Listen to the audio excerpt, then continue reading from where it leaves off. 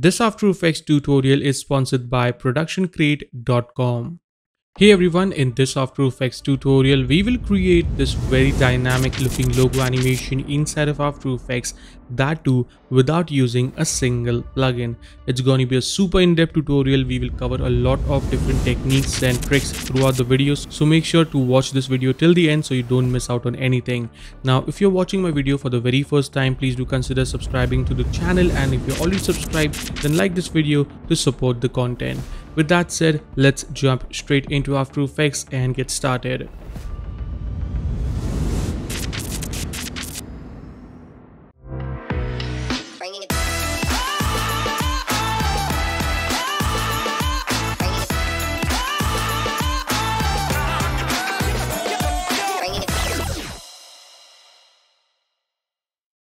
Alright, so here we are in After Effects. Let's start by creating a new composition. Let's call this render as our main rendering comp, 1920 by 1080, 30 fps and 10 seconds long. Hit OK. Now let's create one more new comp. This is going to be a logo placeholder. You can also use a text if you want to. So I'm going to call this logo with a capital L. Hit OK. And for this tutorial, I'm using this Nike logo. You can of course use any logo that you want. I'm going to go into effects and preset and search for fill so that we can add some nice color to this. I'm going to keep it white for now. All right, let's scale this down. So hit S and bring that down to around 70%, should be fine. Or maybe let's go with 60. Then I'm going to go back into my render comp, drag and drop in the logo composition. Now let's select the logo composition, go into layer and select auto trace. I'm going to leave it at default settings and click on OK. So now as you can see, we have created mask around our logo. I can select the logo, hit M and get rid of all the keyframes that it has created on the stopwatch. All right. And then we can hide the mask so we can see the logo more properly. Go into effects and preset and search for Saber. Let's double click to apply that up. And in the core type, let's change this from Saber to layer mask. And then in the preset, we have number of different presets to choose from, but I'm going to select the neon one. And let's bring down the glow intensity somewhere around 30% should be good. And also I'm going to change the color to a nice orange one. You can of course use any color that you like. Gonna keep it at a nice orange. Set the core size to around 1.6 or something. That looks pretty nice. Now let's go at the very start and create a keyframe on the mask evolution and on the end offset. Set the end offset to 0, set the start roundness to 0 and the start size to 0 as well. Also bring down the end roundness to 0. So let's hit U so we can just see the keyframes. Let's go to 1 second and 15 frames. Set the bring up the end offset all the way up to 100. Then I'll go to 2 second and 15 frames. Create a keyframe on the start offset, go to 3 second and 15 frames and set the start offset all the way up to 100. So now if I hit U, so we have something like that. And finally, I'm going to animate the mask evolution. So let's set this to around 15. And now if I preview this, we get this really interesting look, kind of flickery neon sign, which looks pretty cool. Now let's select all the keyframes, right click, go into keyframe assistant and easy ease them. Go into the graph editor. So first I'll select the mask evolution keyframes, select this point and drag it to the right holding shift. Then select the start offset and drag this to the left. Select the end offset and drag this one to the right. So now if I preview this, we have a really interesting looking flicker animation, which is looking pretty awesome. Now let's select this layer, hit Ctrl Shift C to pre-compose it. Call this logo with Saber. All right, hit OK. Then change the blending mode of this to add. If you don't see this blending mode option, you can hit F4 on the keyboard and that should make it visible. Now let's select this, hit Ctrl D to duplicate it. I'll go to around 1 second, or maybe let's go at around 20 frames. Drag this out. Let's zoom in a bit. Then I'm going to create a few more copies. So hit Ctrl D, move this to around 25 frame. hit Control D and move this to around 1 second. So now if I preview this, we get this really interesting animation, as you can see. Now let's right click and create a new adjustment layer. Let's call this CCK, and I will be using an effect called CC Collider, which is a pretty awesome effect, to be honest. So let's search for CC Collider, double click to apply that, and the possibilities using this effect is quite endless. You can create some very dope looking animations using this. So first of all, let's increase the size all the way up to 100. So let's actually set this to 100, and right off the bat you can see we get this very cool looking animation.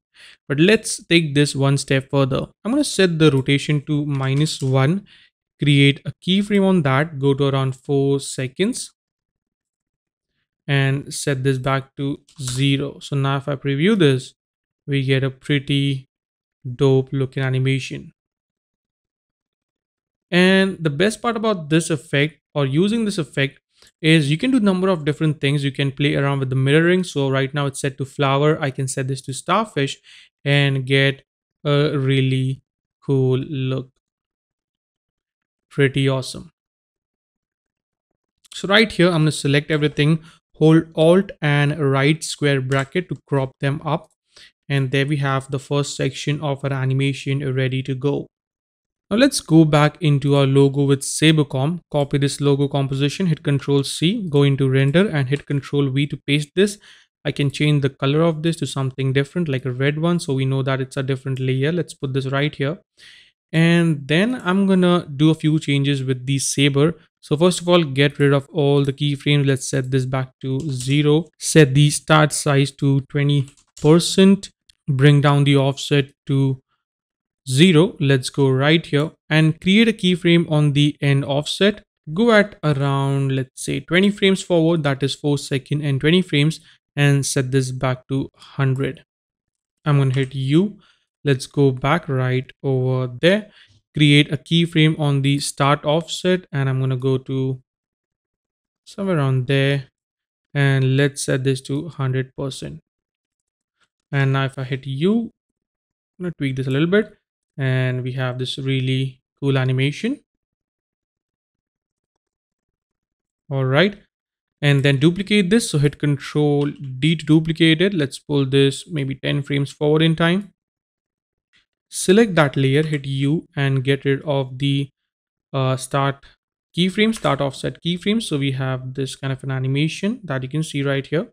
All I have to do is set the start size for this one to all the way up to 100%. Then change the blending mode of these two layers to add. And let's see what we have. That is looking pretty cool. So let's go to around 6 seconds. Select these two layers. Select this one. Hit T to bring down the opacity. Create a keyframe. Go to 7 seconds and set this to 0. And then I can just simply select the keyframes, hit F9 or go into keyframe assistant and easy ease that. So that is looking pretty awesome. Now let's create a new adjustment layer. Call this optics, and I'm gonna add that optics compensation to this. So let's drag this right over here. Go into effects and preset and search for optics compensation. Double click to apply that, and let's increase this quite a lot. So something like, let's go with something like 170 or something. And also make sure you click on the optimal pixels. Then go at the very start, create a keyframe, go to around maybe 6 seconds, and let's bring that down to 0. So if I hit U, select the keyframes, hit F9 or go into keyframe assistant, ease them, go into the graph editor. Let's drag this like so. And now we have this, let's drag this point right over here. So now we have this really cool kind of a bulge effect that looks pretty dope. So now let's select these three layers, go right around here. Let's move this a bit like so. So now we have this really nice and snappy reveal. Looks pretty damn cool. And finally, I'll duplicate this logo one more time, hit Control D, pull this back, and delete the Saber effect from this. We just want the simple Nike logo, and then go into effects and presets, search for a linear wipe, add that, and now we can actually animate this. So let's set this to around 140 degrees, and let's add some feather as well. So around 120 is looking good, and let's animate this. So let's go right here, bring that out, create a keyframe, go to around somewhere around there, and set this to 0. Also make sure you hit T and get rid of the opacity animation from this. You want the opacity to be at 100%, and that is looking pretty dope. I think I'll move the keyframe a bit forward in time, so I can select this. Let's go right here and let's see the timing. Yep, I think it's a bit too fast, so let's slow it down. Yep, that is actually looking pretty nice. Now, if you want, that is all about the animation that we did. Now we have to create the interesting particles that you see bursting in the background and settling on the floor. Well, it's pretty easy to create. So to do that, I'm going to create a new composition. Let's call this particles. All right. And no, we don't need any plugin for this. I will be using built-in effects. So let's hit Control Y, call this particles, solder layer, and then search for CC particle world, which is a very amazing effect, by the way. So let's go first of all in the grids and guides, and let's turn all of this off. We don't need to see any of this. We basically get this burst of particles here. So let's move this layer 1 second forward in time, and I'm going to go at around, let's say, 2 seconds. And let's set the birth rate to 0, create a keyframe, go a few frames forward. So I can hit page down maybe 4 times, go 4 frames forward in time, set this to 4, go a few frames forward. And let's set this back to 0. Also set the longevity to 4.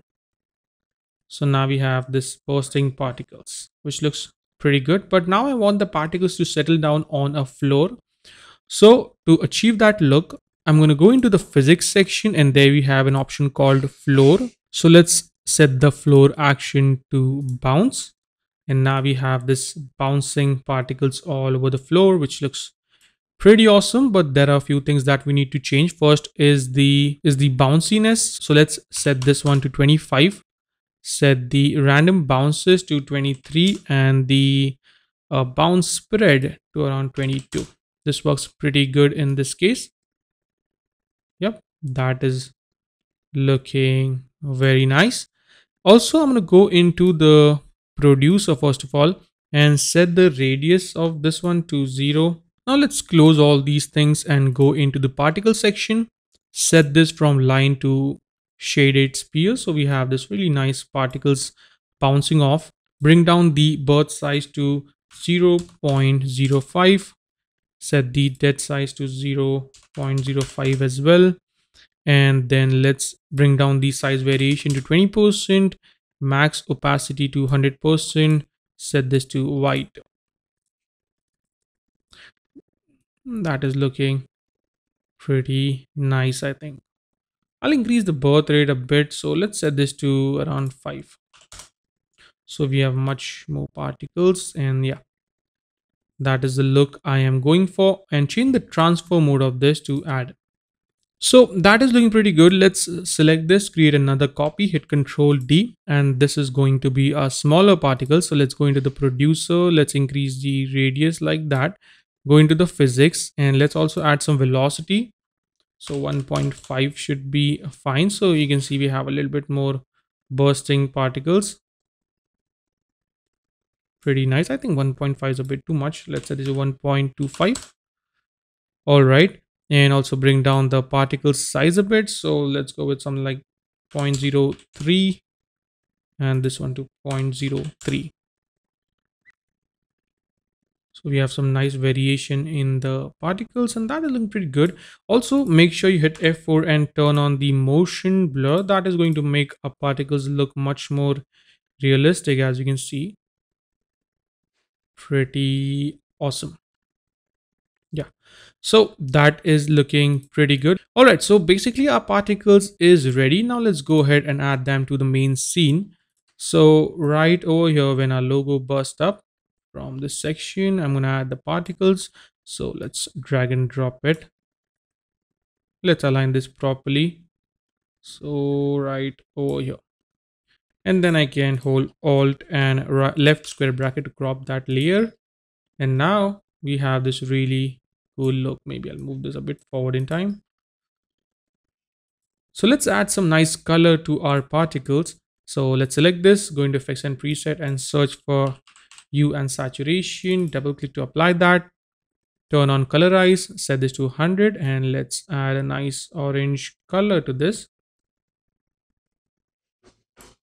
So somewhere around there looks pretty good, looks more reddish. Bring down the lightness a bit to around -40. Yep, that looks much better. Or maybe -30 should be fine. -40 is a bit too much. So that is looking great. But now we have to make the floor a bit more reflective so the particles look much more natural. So let's create a duplicate, hit Control D to duplicate it, select the bottom one, and let's go into effects and preset and search for an effect called fast blur. Let's set the blur dimensions to horizontal and set this to around 25. That looks good. And as you can see, we are starting to get this really nice reflective kind of a floor here. And then I will be adding a linear vibe to this because I want the floor particles to be only visible when they are around the floor. So I'm going to search for linear vibe. Let's double click to apply that. Also, I'm going to solo this layer so we can only see this particles. Let's set this to 180 degrees.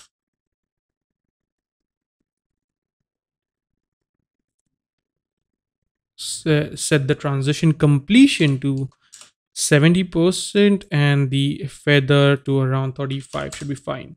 So that is looking pretty nice. Finally, let's add some glow to this. So let's go and search for glow, double click to apply that.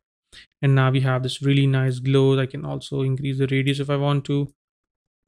Let's set this around there.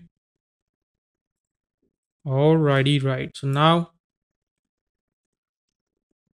boom, there we have our nice particles and they fade off later on. By the way, you can download the complete project file from the link in the description. So first things I'm going to, so first I'm going to use this flare that I have here. This looks pretty dope. Let's set the blending mode of this to add and then drag and drop in the bokeh layer that I have. Set this one to add as well, but on this I will be using a hue and saturation from the particles. So hit Control C, hit Control V, and then I can bring down the actually lightness a bit down like so. And same hue and saturation I can apply on the main flare as well, by the way, to get the same exact color. And boom, there we have it. Now, before I proceed further with this tutorial, let me take a minute and tell you guys about today's sponsor, productioncrate.com. Now, if you are a motion designer like me, sometimes using ready-made animations and effects can save you a hell lot of time. On Production Crate, you can find visual effects, graphics, sound effects, and so much more. They have built a complete library of professional high quality assets, which is full of amazing content like magic powers, explosions, fire and spark, actions, and a lot more. They also have free After Effects plugins like heat radiation and more, which is quite amazing. And you can get the pro subscription for a complete year for just 99 US dollars. That is around 8.2 USD a month, which I think is insanely affordable. And with the same subscription, you get to download all the sound effects and music track for all the assets. So I would definitely recommend you guys to go ahead and check out Production Crate, the first link in the description below. And now to enhance this complete project, I will be using some stock footages, some Spark stock footages from Production Crate that I have already downloaded. So this is the Spark footage that I will be using. Looks pretty damn cool. So here also we get this reflective floor, which will go perfectly with our scene. So I can just drag and drop it. So I'll keep it somewhere around here. Let's hit F4 and change the blending mode of this to add so it fits in. And I will be using the same hue and saturation from here. Hit Control C and paste it on this one. Hit Control V. Just bring down the colorized lightness to 0 so that it looks much more blended. Now you can see I can hit S, scale that down and adjust this according to our composition. So I'm going to keep it somewhere around there. So let's go and fit in, make this perfectly fit in with the timing. So that is looking pretty dope. So now let's preview this. Perfect. So now you can see how well this goes with our animation, and it enhances the complete look of this. You can even duplicate this, hit Control D, hit S. Let's unlink this, set this to minus, and let's actually go right over here, hit S, link this up, make this smaller, and I'm gonna adjust this position somewhere on here. So it creates a sense of depth into the scene, and I can obviously adjust the timing. So all in all, as you can see, adding this kind of assets really enhances the complete look of our animation. So there are a number of different animations that you can choose from productioncrate.com. Link is in the description below. So that is a wrap for today, guys. If you enjoyed this tutorial, make sure to hit that like button and comment down below sharing your thoughts about this animation. You can also follow me on Instagram at dope.motions. I have all the links in the description below. And if you're feeling generous, you can support us on Patreon by just contributing $1. With that said, I will see you guys in the next video. Till then, take care and always stay raw, stay creative. Peace out.